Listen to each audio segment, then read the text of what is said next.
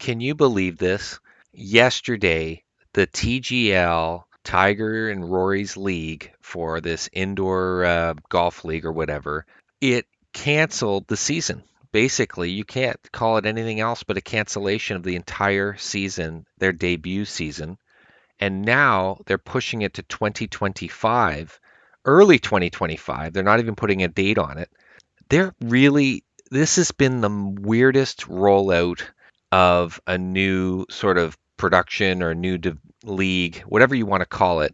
So, only about a week ago, there was a failure of a temporary power system and backup system used for this dome, and it caused the deflation of it and all the damage. And the photos were pretty bad. I mean, I know they said not a lot of equipment was affected and everything else, but listen, this must have been significant enough of an issue that they canceled the season.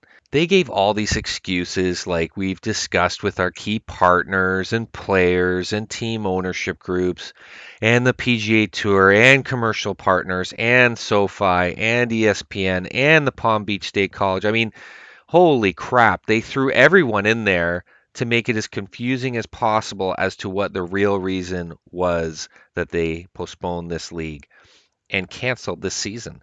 From my perspective, I think they realized there wasn't a lot of buzz on this at all.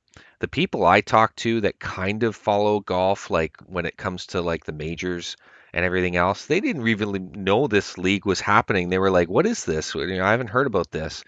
There wasn't a lot of buzz about TGL, and I think they were reading the tea leaves and saying this is the worst publicity we could have gotten, that the dome deflated.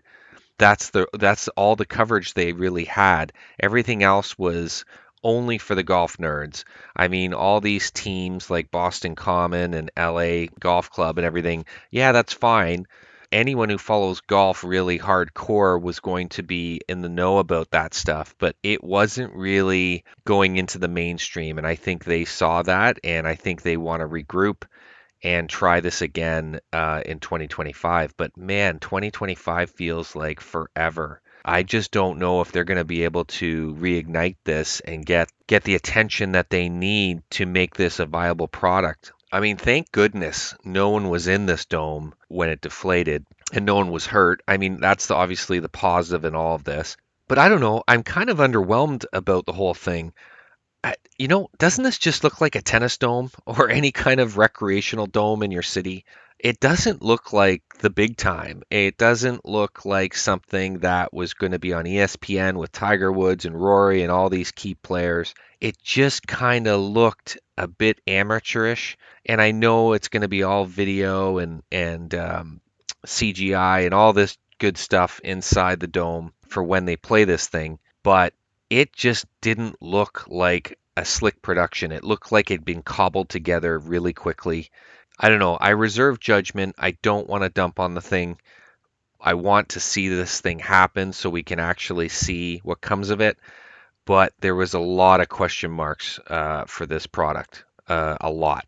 And then let's get to the real reason this thing even exists, and that is to put money in the players' pockets and keep them on the PGA Tour. It may have been something that was in the works before Live Golf, but I think Live Golf and the emergency of keeping players on the PGA Tour caused this TGL to come to fruition as fast as it did. And you can see now that they weren't ready. And this is a big reason why this thing has folded so quickly in 2024, and now they're pushing it to 2025. I'm not even sure this thing gets off the ground in 2025, because who knows what the landscape looks like a year from now. We've got the PGA Tour, we've got the Live Golf, and we've got Jay Monahan trying to broker a deal or an investment in the PGA Tour. I have no idea if the PGA Tour and Live Golf are going to find an agreement and come together with their commercial interests. I, who knows? So, I mean, I don't want to read too much into it, but I got to think these TGL investors and the people behind this, it's almost like this deflation was just an excuse, but they wanted to punt a year all along, and they wanted this delay because they saw what was happening in terms of lack of interest, and they weren't ready on the tech side and weren't ready to put this product on. So I think they're breathing a sigh of relief that they got an excuse to delay it for a year. I just don't think they were ready. Hey guys, let me know what you think. I'm interested in your opinion. Did TGL have a valid reason for delaying with this deflation of the dome, or was there more behind this? The fact they just weren't ready and they weren't seeing an interest in this product and they needed to buy some more time. Thanks for watching. Cheers.